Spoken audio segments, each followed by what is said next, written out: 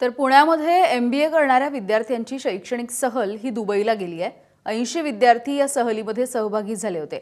1 मार्च रोजी ते विमानानं भारताकडचा परतीचा प्रवास करणार होते, परंतु ऐन वेळेला विमान सेवा बंद झाली आणि हे सगळे 80 विद्यार्थी दुबईमध्ये अडकून पडले आहेत। सध्या हे सगळे सुखरूप आहेत। हिंगोलीमधल्या खुशी बढेरा सुद्धा याच सहलीमध्ये दुबईला गेल्या आहेत।